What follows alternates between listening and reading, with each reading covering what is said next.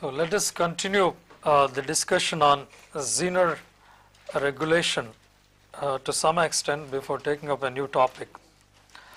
So in the last class, please look at this diagram. In the last class, we have seen that by connecting a Zener resistance across the load resistance and then using a series resistance, let me call it as RS, with a full wave rectifier or half wave rectifier with a capacitor connected across it, we can get almost constant voltage at the output. Since the Zener characteristics, the reverse Zener characteristics is like this, when the voltage goes slightly beyond Vz, it allows a lot of current to flow through it. And because of this characteristics, it can be used in this particular application. When a capacitor is used, we know that the waveform of the voltage across the capacitor or at the output would be of this type, with a huge amount of DC potential and a small AC component around it.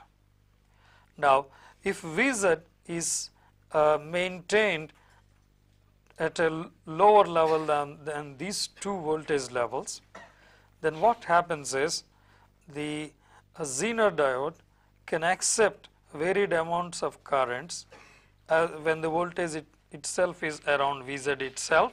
It allows varied amounts of currents and sees that the additional voltage which is in the form of the alternating component gets absorbed across this resistance. So please recall the application where we have the voltage application example where we have the input voltage varying between 11 volts to 12 volts, and with 10 kilo ohm resistance here and 10 volts Zener, this accepts 1 milliampere current, and when the input voltage is 11 volts, the Zener will accept 9 milliamperes of current, and the total current through this series resistance therefore would be 1 plus 9 equal 10 milliamperes, and the voltage drop across that would be 1 volt, and 1 volt plus 10 volts is equal to 11 volts. So that's what is the situation when the input is 11 volts. On the other hand, when the input is 12 volts, the Zener will still maintain almost 10 volts and it will accept 19 milliamperes through itself. That means the operating point now would be this, where the operating point earlier is this, with this as 9 and this as 19. Now with the voltage remaining as 10 volts, 1 milliampere flows through this, and now the total of 20 milliamperes flows through it, and the voltage drop across the resistance would be about 2 volts. So 2 plus 10 amounts to 12 volts. This is how by allowing varied amounts of current through itself, the Zener maintains almost constant voltage at its output. As a result, the ripple can be considerably reduced. So this is what a Zener diode, by using a Zener diode, we can achieve. Besides, or by the side of it, a Zener diode can also help in improving the regulation, voltage regulation. As we have seen, so regulation D is the percentage regulation of a circuit, so gives you how much, with what percentage the output DC voltage will vary, or the output DC voltage varies with the different amounts of load currents.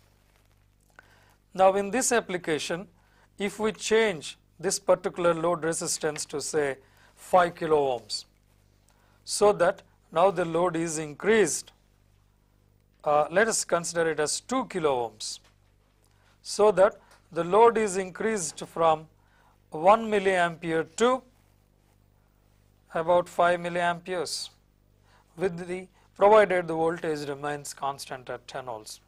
Let us see by changing the load current from 1 milliampere to 5 milliamperes, whether the voltage remains constant or not. Now, by changing the load, what happens is, or by increasing this current, what happens is, whatever is the current that flows through the Zener, whether 19 or 9, it gets divided as 5 and 5 milliamperes, or 5 and 15 milliamperes. Okay, and still the current, the voltage would be 10 volts, and the current, the voltage drop across this would be 1 volt when it is 11 volts, input is 11 volts, and it would be 2 volts when the input is 12 volts. So the current passing through the series resistance is the same, either 20 or 10 when it is 12 and 11 respectively. Okay, so the only difference being the Zener current, some of the Zener current will get redirected into this load resistance and maintains the output voltage at constant volts, 10 volts. How does it happen? Once again, the characteristics of the Zener. With 10 volts plus a few millivolts itself, you can vary the current passing through it. Therefore, with minor variations of a few millivolts in this 10 volts itself, this current sharing takes place and the output voltage remains constant. Hence, to a good extent, this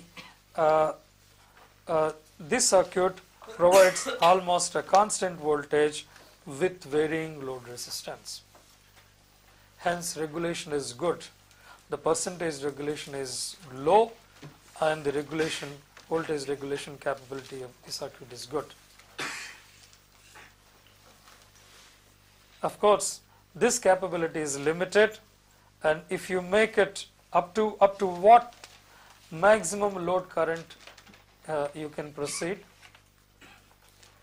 up to the Zener current. The Zener current is, can at the most go down to 0, ideally, isn't it? If you try to reduce the resistance further and make it 100 ohms, so it will, this 12 volts will get divided between this resistance and this resistance, and it will become 6 volts. When it is 11, this would be 5.5 and 5.5, and this voltage is less than 10 volts, therefore Zener doesn't come into picture, and the Zener is like an open circuit. Okay, therefore this percentage regulation doesn't go for any load current, is not effective for any load current. So it will work at 10 volts as long as the operating point is on this characteristics. That means the voltages still remain 10 volts and some appreciable current flows through this. Current of the order of 1 milliampere at least flows through this.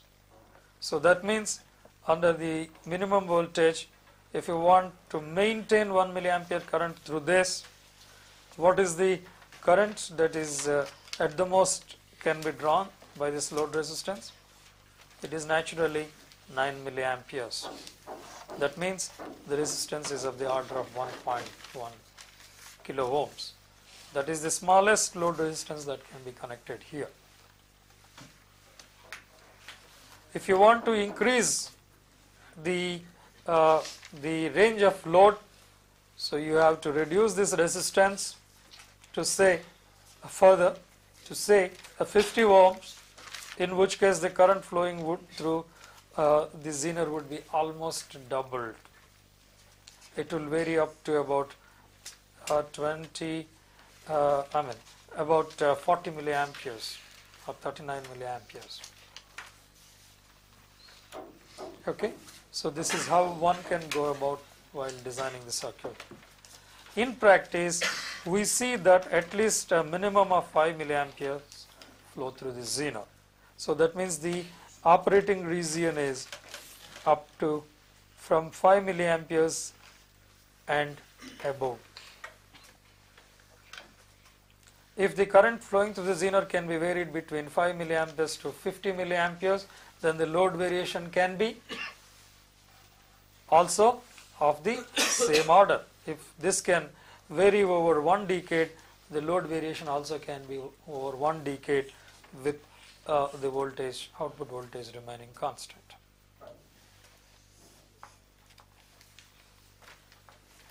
If you look at it microscopically, you will still find that, so there is a few millivolts of voltage variation. As a result, the percentage regulation is not zero actually. You will find some amount of very low percentage regulation. What is responsible for it? The slope of this characteristic is responsible for it. That Rz, the series equivalent resistance of the Zener diode. Please note that the equivalent circuit of the Zener diode is like this: Rz, Rz and Vz. So because of this small Rz, so you will find that the voltage increases and decreases over Vz, but that is very small. Okay, but percentage regulation can be analyzed as a function of, it can be analyzed as a function of Rs, RL and C over here. So it can be analyzed. I am not doing it here because it is doesn't fall under your syllabus, but please note that this can be very easily computed as an extension, derived, and an expression can be arrived at. Any questions on Zener regulation? So what is the approximate waveform at load? The approximate waveform is, if you look at it on with the naked eye on the CRO, you will find a flat characteristics. But if you really look at it microscopically, so you will find that some variation of this type would be there.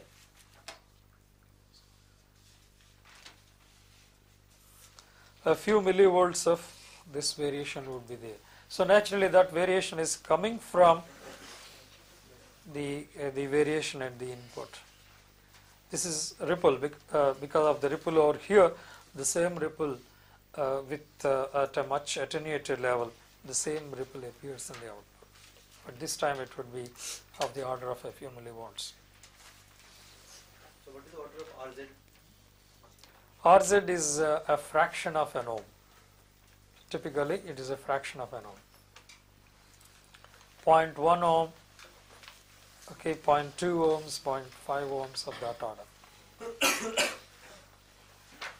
In fact, even less than 0.1 is also very common. Any other question?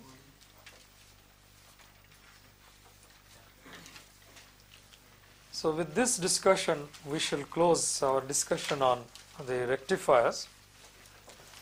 And so let me discuss about another a few types of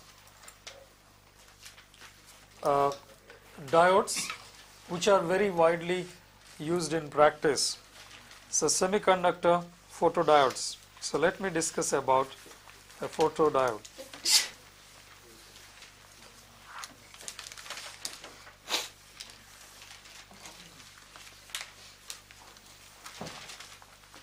A photodiode is a PN junction diode enclosed in a transparent plastic package or glass packaging. So you have a PN junction diode inside.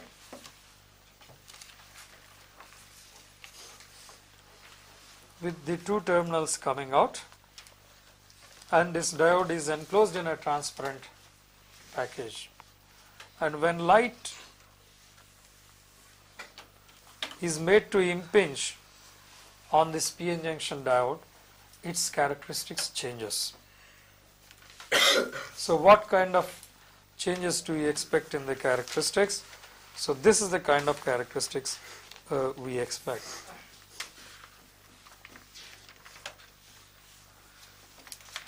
It is usually operated in the reverse direction with negative potential applied.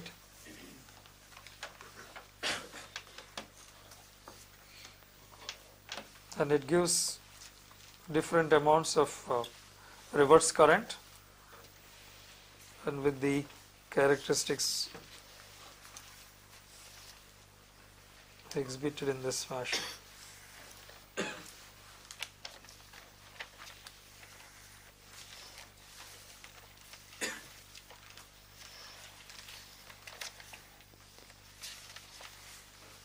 With light intensity given in this fashion. This is dark current.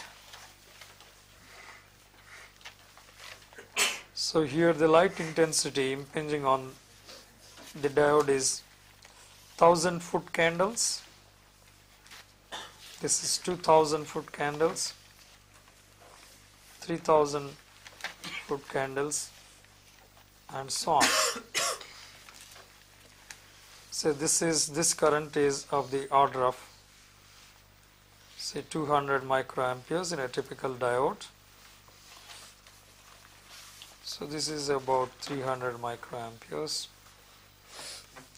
This is about 100 microamperes, and so on. So it is usually operated in the reverse direction under reverse bias. So this is the kind of characteristics a photodiode exhibits under reverse bias. First let us understand the characteristics, and then we shall get into the physics of it. We shall understand the working of it. Please note that a PN junction diode under reverse bias gives you a reverse saturation current, this I0. So this is due to the minority carrier flow through the diode. So this is of the order of a few nanoamperes in the case of a silicon diode, and it is of the order of a few microamperes in the case of a germanium diode at a normal temperature. Now, when light is made to, that means when the diode is sealed inside an enclosure where light doesn't pass through, then the characteristics is like this, like a typical PN junction diode. Now, when light is made to fall through that, what happens is the reverse saturation current increases. So the reverse saturation current now is this much. This is the reverse saturation current. Now with the light intensity increase, the reverse saturation current is increased to 2000 foot candles. The reverse saturation current is this much. And with 3000 is the reverse saturation current. Of course, the reverse current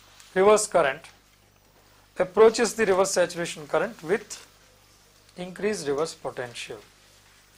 As the reverse potential decreases, the reverse current goes down. So we know that the diode characteristics, VI characteristics, is given like this.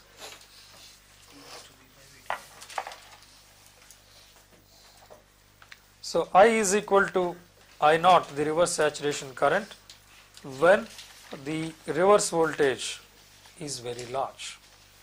So V is of the order of, say, -5, -10 volts. Then, so this is I is equal to minus I0. When the reverse voltage is less, of course, this would be less than I0, and this is the characteristic. This is how it goes. Now, with light emitting, with light impinging on the junction, so it is like this. The characteristics goes up like this. So that's how the characteristics is. So please note that the light intensity is measured in terms of lumens or foot candles or watts per meter square. because light is equivalent to energy, and the light intensity is measured in terms of energy per square meter. Therefore, watts per square meter or foot candles or lumens per square foot are the units used for it.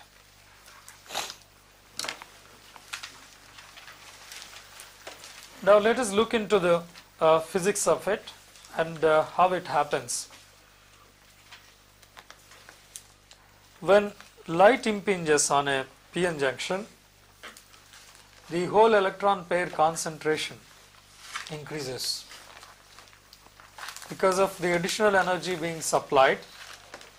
So its temperature rises and the light energy is passed to the electrons, and more number of electrons go out of the valence bands, and as a result of which the whole electron pairs are generated.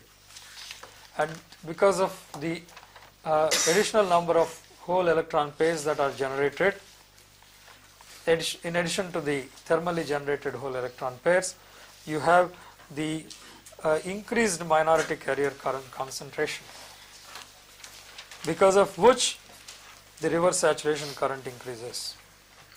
So when the reverse saturation current increases, I increases. Even for slight amount of positive potential, so you will find some amount of reverse current that is passing through because of the diffusion phenomenon, diffusion of the minority carriers. When the population increases, diffusion takes place apart from drift. For the charge carriers to drift, you need a potential difference. Even when the potential difference is 0, you will find some amount of current because the minority carriers diffuse across the junction. So can the majority carriers diffuse across the junction? For the majority carriers to diffuse across the junction, there is potential barrier. Therefore, once the equilibrium is established, the majority carriers cannot diffuse. Now, because of this light exposure, the minority carrier concentration is increasing, and once the concentration is high and there is no barrier for it, so therefore they diffuse across the junction. Due to the diffusion, you have, even at 0 reverse potential, you have some current flowing in the reverse direction.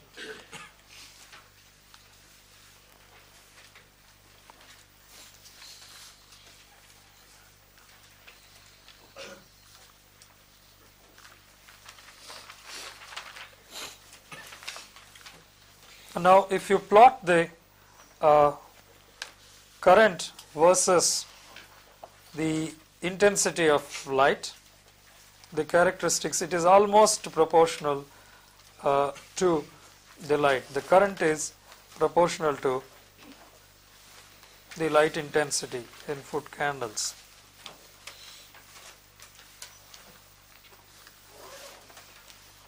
So this is of course equal to the dark current. When the intensity is 0, we have some current, that is the dark current, which is equal to the reverse saturation current of a p-n junction diode. But as the light intensity increases, current increases proportionately.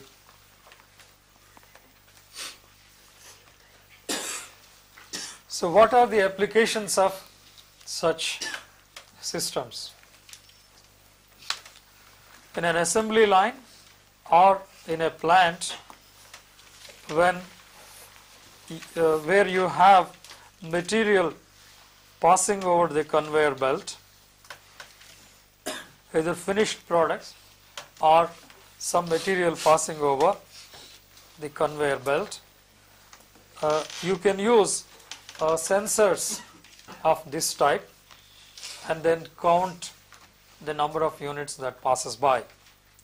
You have a light source here, and you have on this side a photodiode.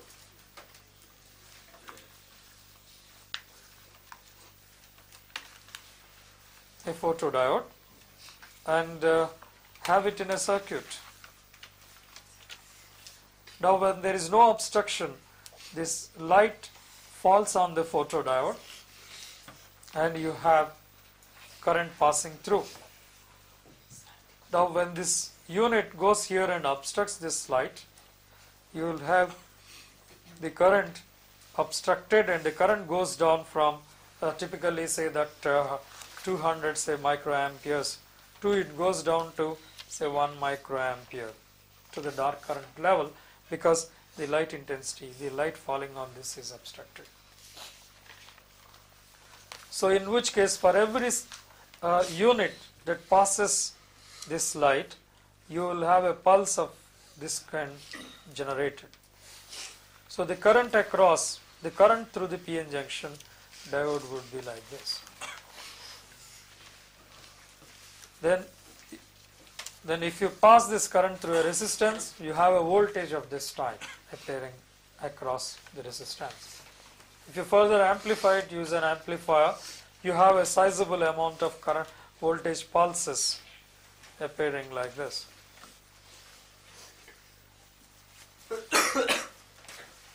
Then pass it through a counter. After amplification, you pass it through an electronic counter. We will be discussing about the counters towards the end of this course. And the counter gives you the count out. So the number of obstructions that have taken place, that means the number of units so that have passed over the conveyor belt. So many such applications are there where you can use this the photodiodes. Another very important application is the optical communications, where we have optical fibers laid between one end of a communication system, at the transmitting end of the communication system, and the receiving end of the communication system. If the signals, either a video signal or audio signal or several lakhs of audio signals, or means voice signals, telephone signals, are multiplexed together, they can be transmitted on the optical fibers as on-off pulses. Light intensity is turned on and off in digital form. Then at the other end, if you introduce a photodiode at the other end, the photodiode will give you these on-off pulses. When there is light, it gives you an output. When there is no light, it gives you the dark output. And from this, one can get the signals back. So it is very widely used in optical communications. Any questions on photodiodes?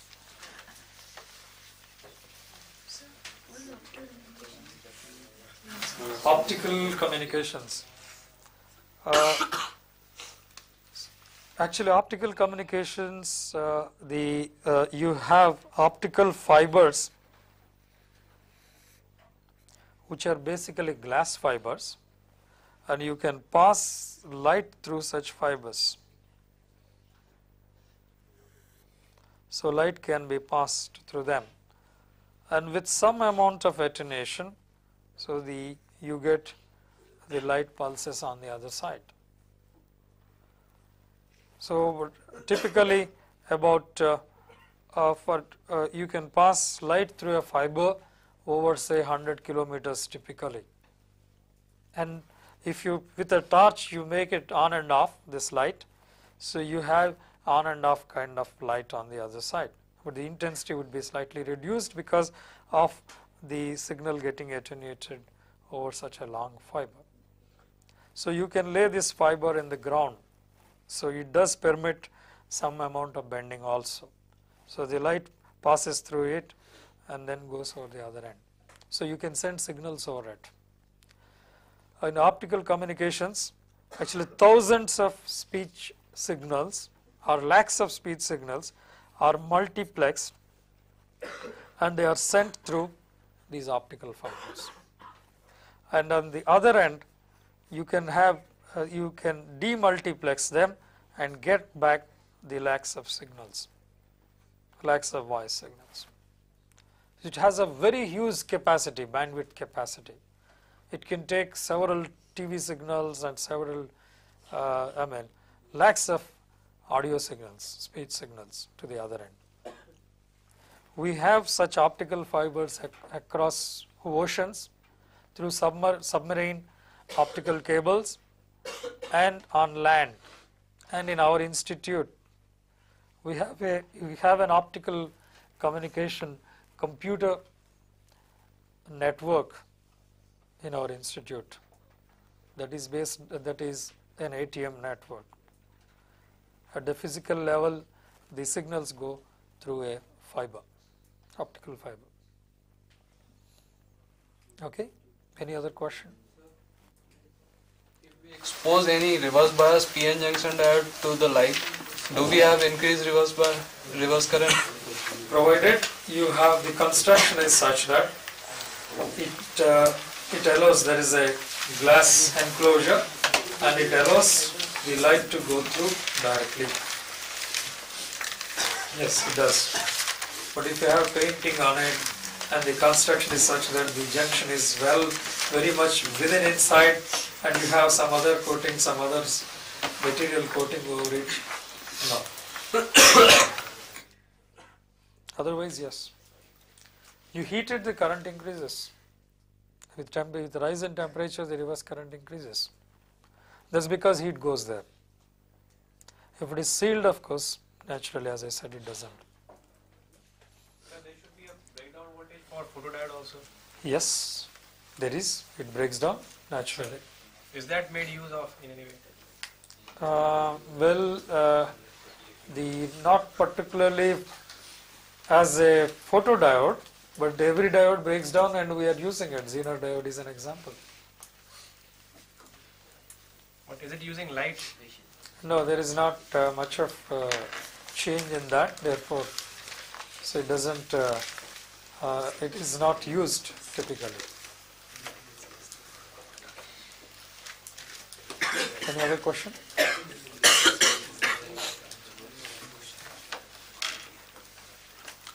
Now let us discuss about a light emitting diode.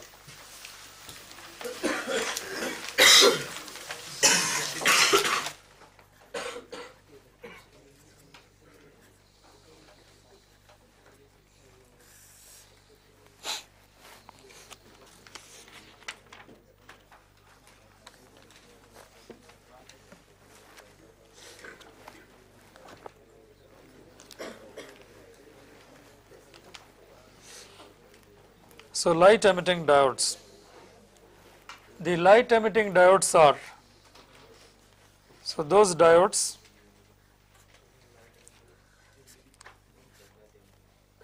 which when biased gives you light. So the light emitting diodes give you light when it is biased.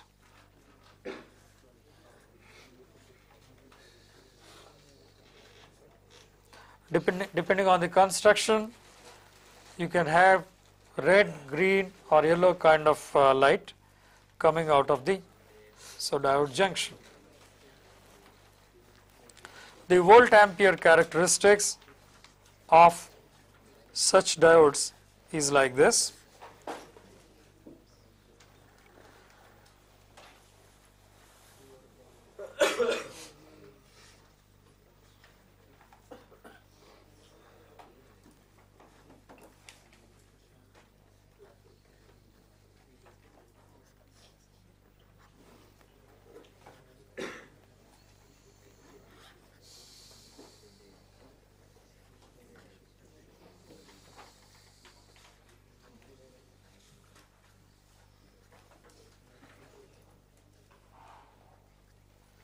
So this is the typical volt ampere characteristics of such a diode.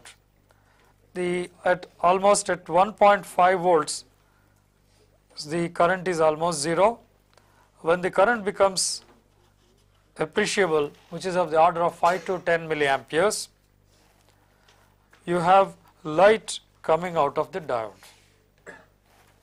But as far as the terminals are concerned, the volt ampere characteristics is as shown here.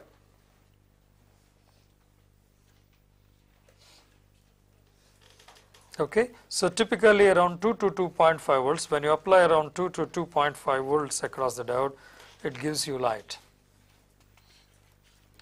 And how does it happen? In a forward junction PN junction diode,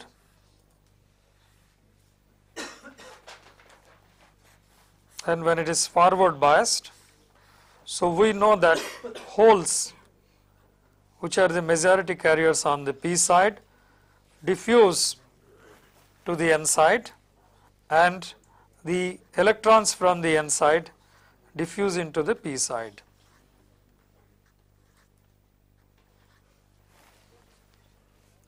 And they diffuse. As the diffusion proceeds, what you have is the hole concentration on this side increases, and you will find that the hole concentration goes down like this, and on this side the electron concentration goes down like this.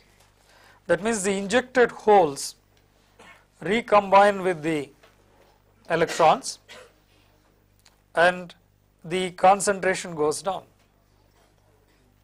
When you have more number of electrons which are present here, if the holes are injected from outside, what happens is they recombine, and in the process the concentration goes down with distance.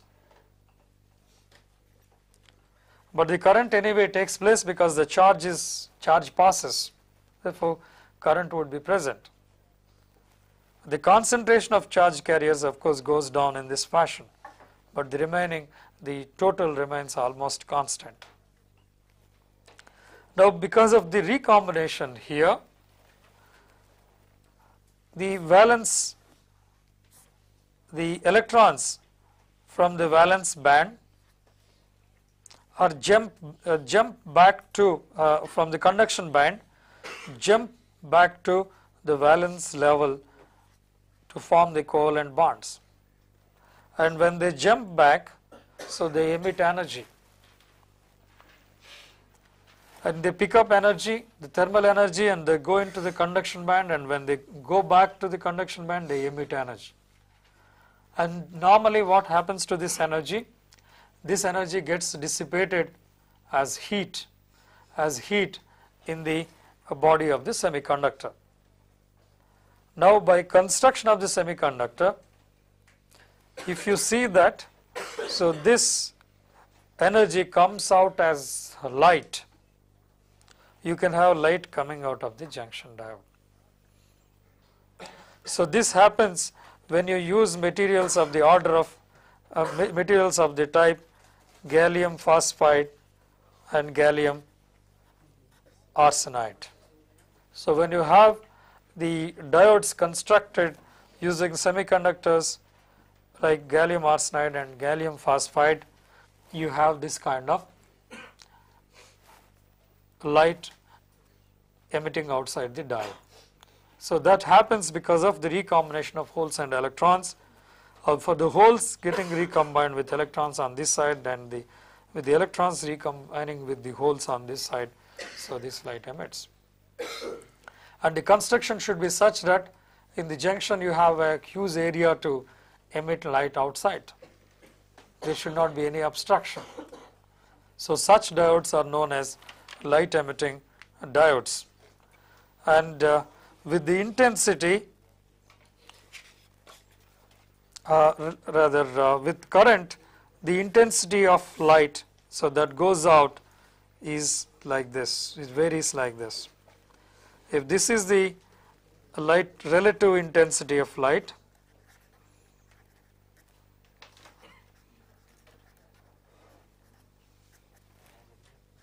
and this is the forward current,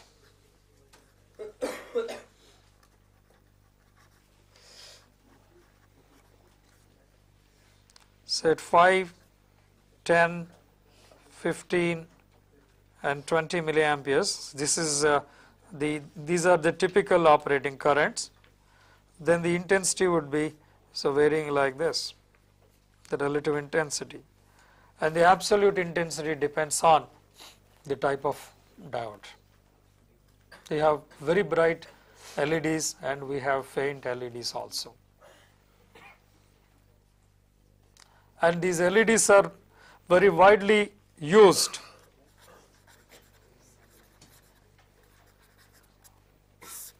in instrumentation. You have instruments with LED displays. You have the LED displays in the advertising world.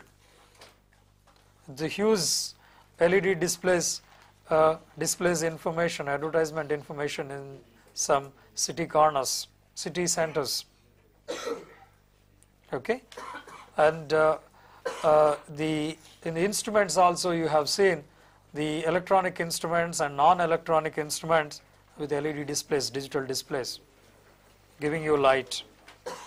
You have another type of displays known as the LCD displays, which are different from LEDs. Okay, so LCD is the liquid crystal display. So LED is a light emitting diode display. Okay, so then we shall discuss about the next topic in the coming class.